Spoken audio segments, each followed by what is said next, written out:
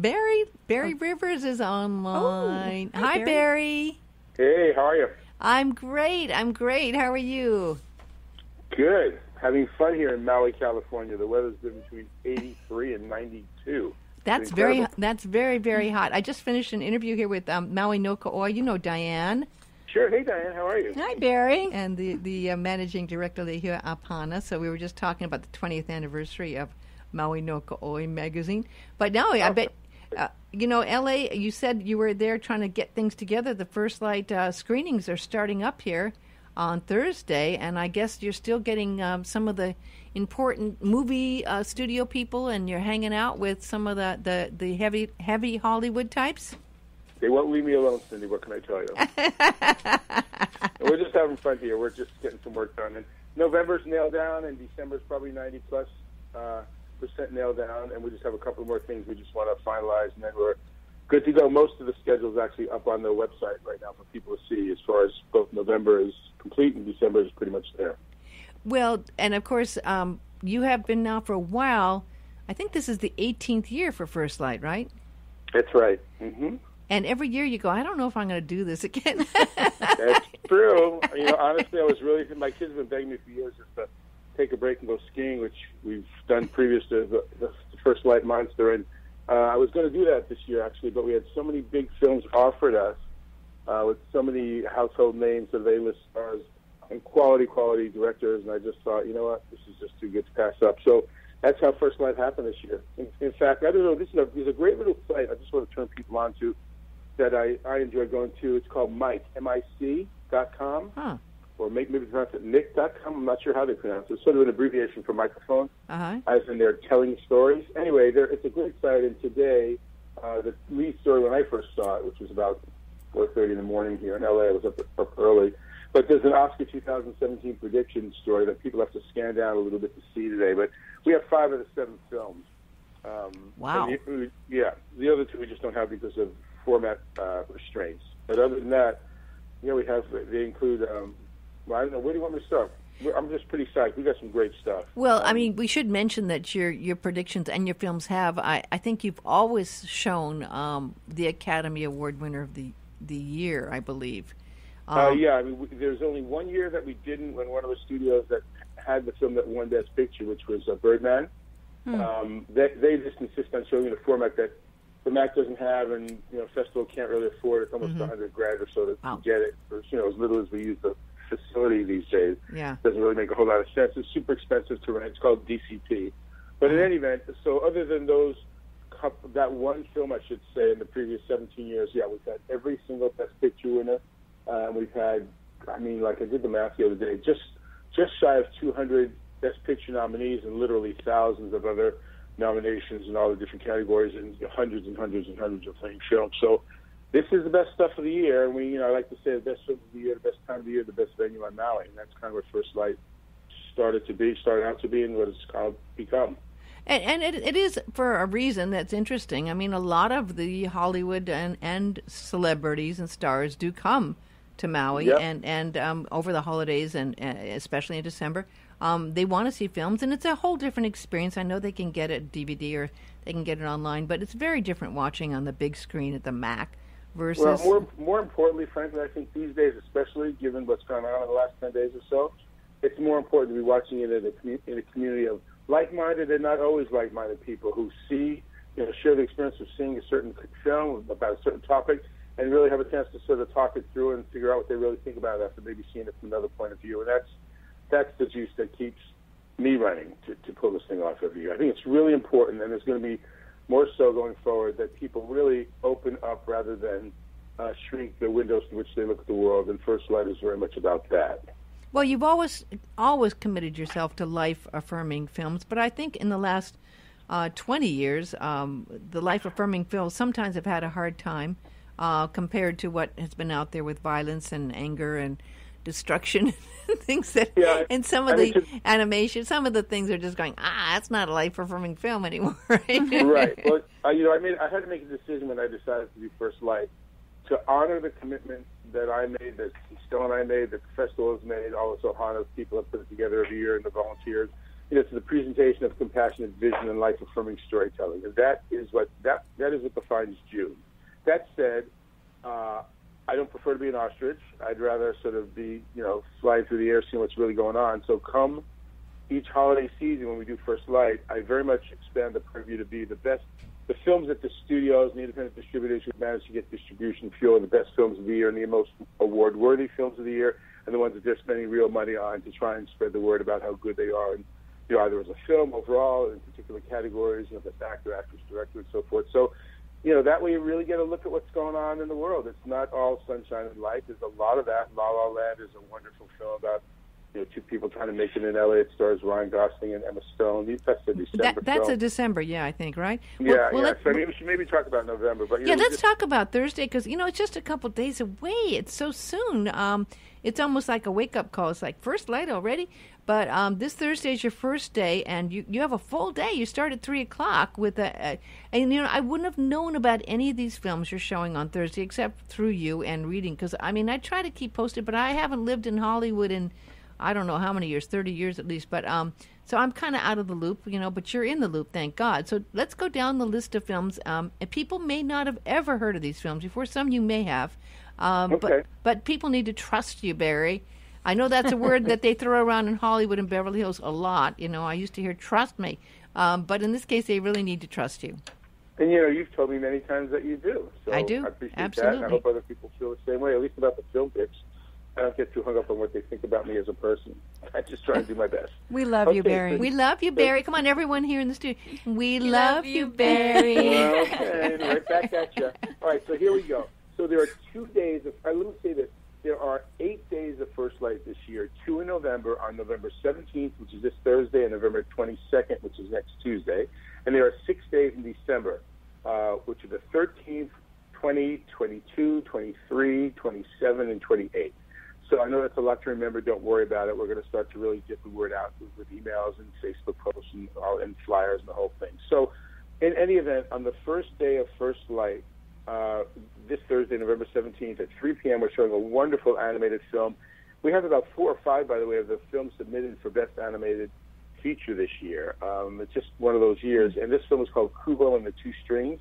It actually played on Maui for a while. It's sort of a thank you to a studio who's given me many great films over the years, and a couple of really excellent films this year. And I love animation, and this is a stunningly beautiful film. It's from the famous Laika studio, a Japanese animation studio, and it's sort of a fantastical coming-of-age story about forgiveness and kindness and embracing humanity. It's a wonderful, wonderful film.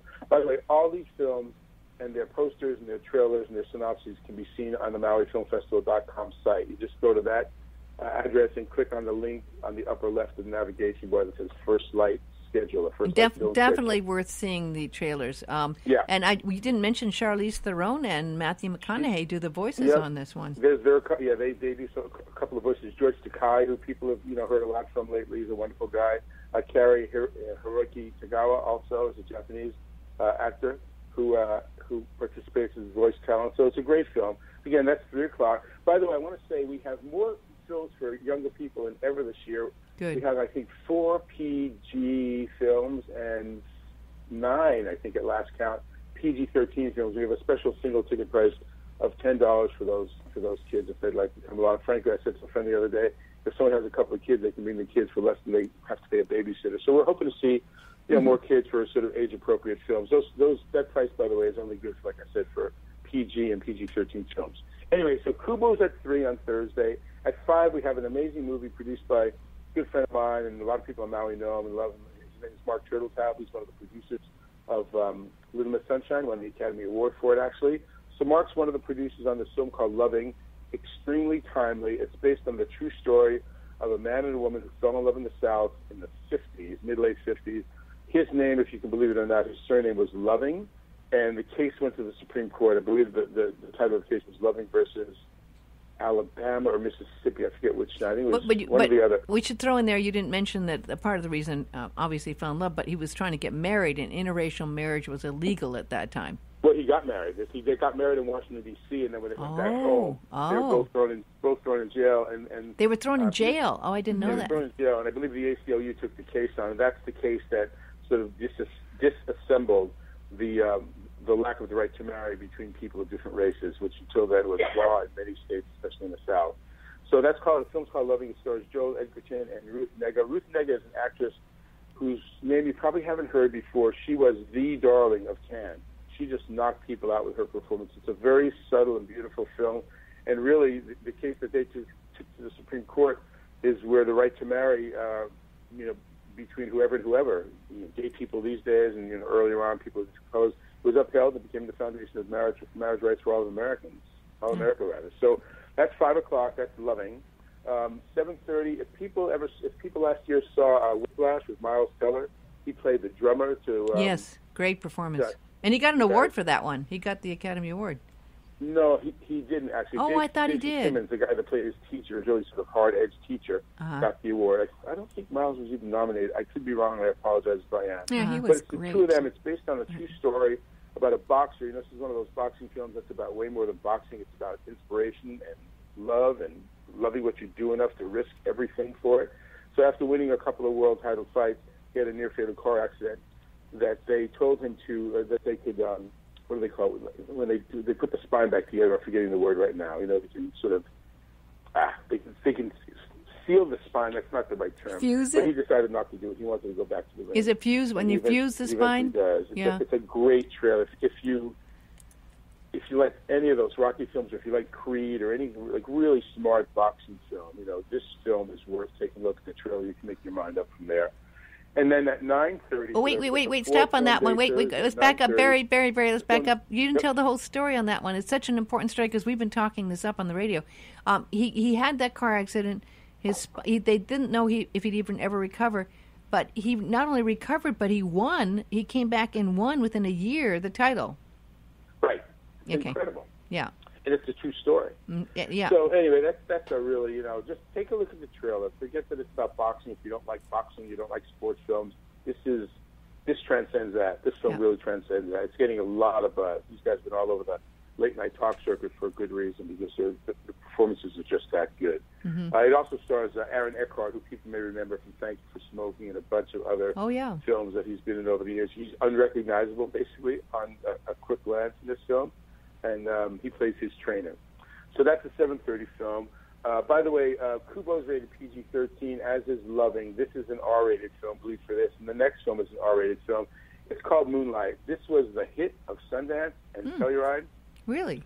It's on any critic that I've followed for years, best films of the year list, as the independent film most likely to have the kind of success that Brokeback Mountain and other truly independent films like Birdman have had, throughout the years, especially in the last 20 years when, films like American Beauty and others, which are considered much more indie, even if in some cases they're produced by studios, very much indie in spirit. And this is that film. It's a sort of a film told in 3 parts. It's almost in a way, not really, but sort of like the story of Boy, if people remember Boy, which was Cameron Crowe's film a couple of years ago that was nominated for Best Picture and also for some Best Acting awards. In fact, I think it was getting, what's her last name? Not Roseanne.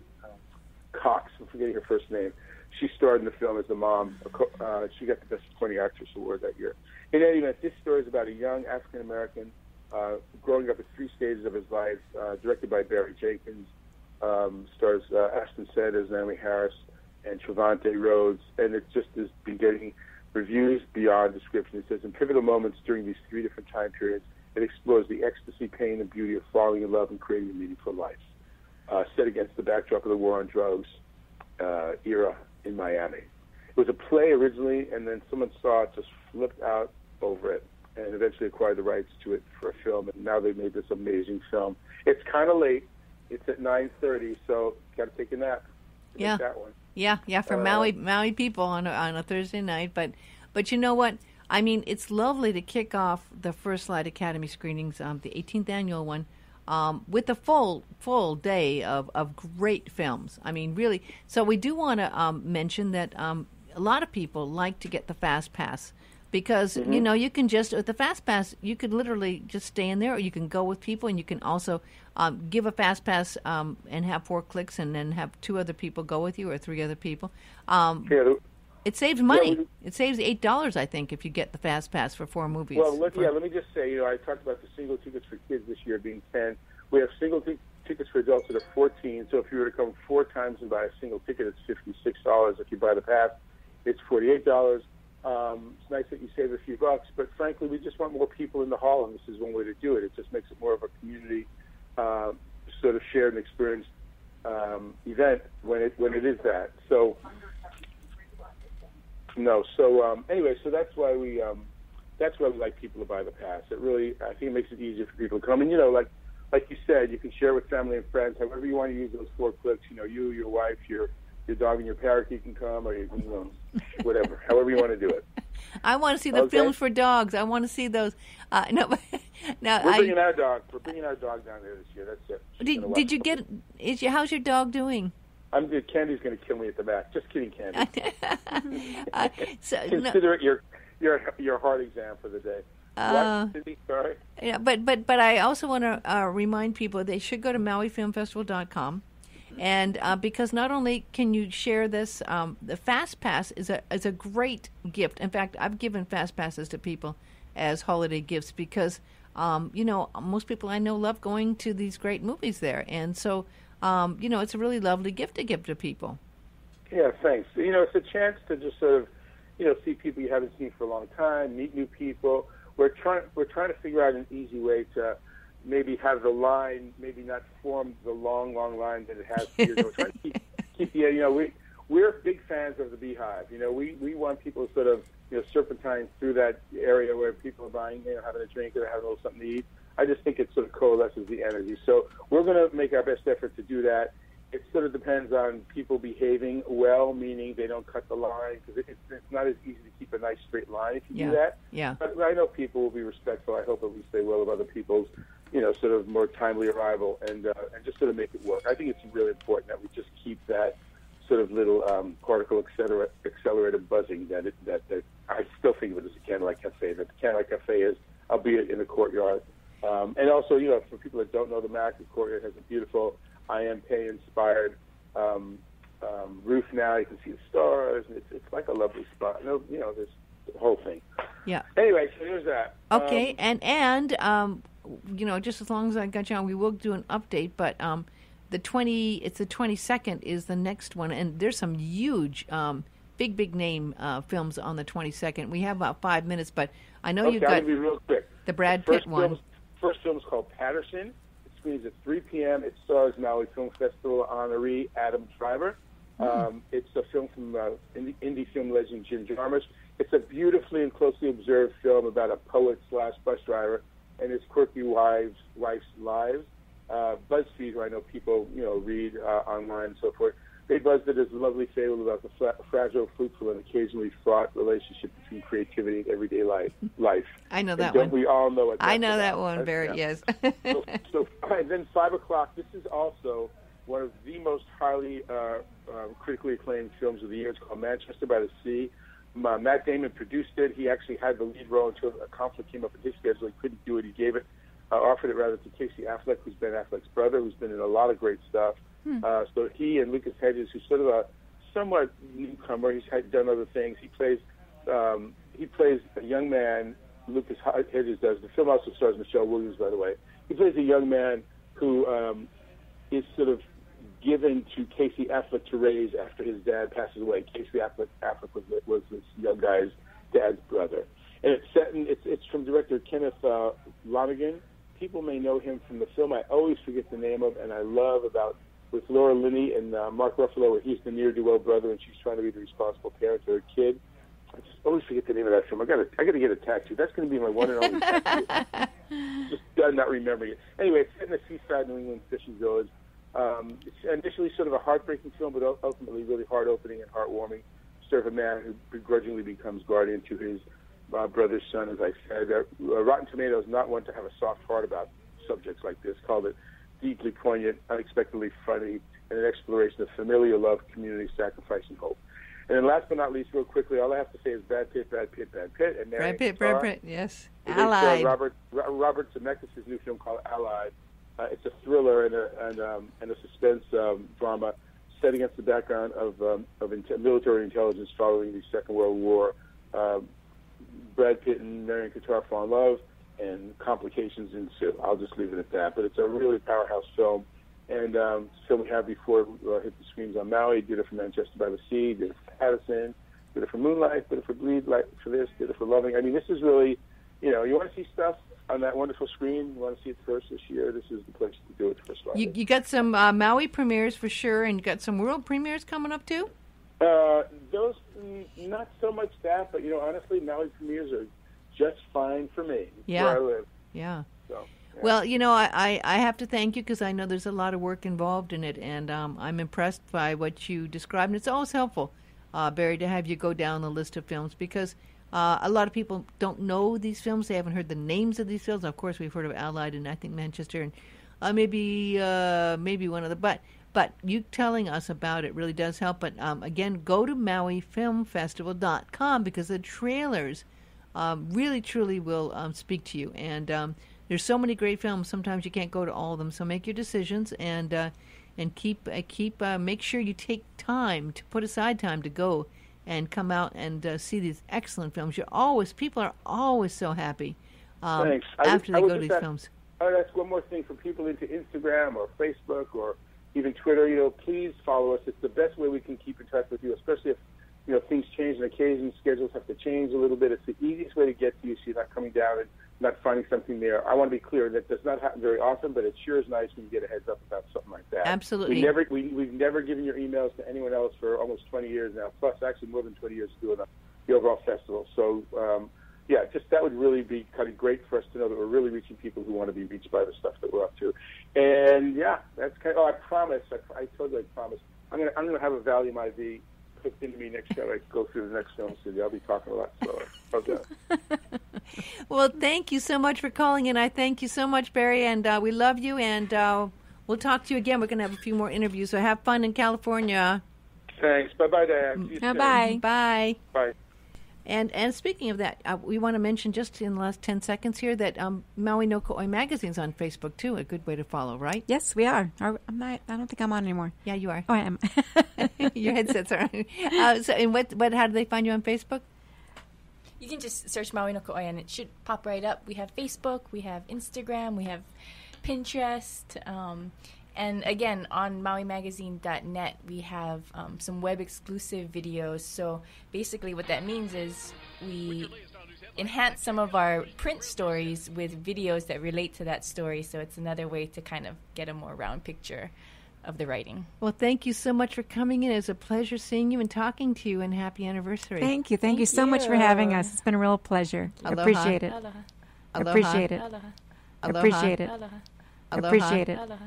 Appreciate it. Aloha. Appreciate it. Aloha. Appreciate it. Aloha. Appreciate it.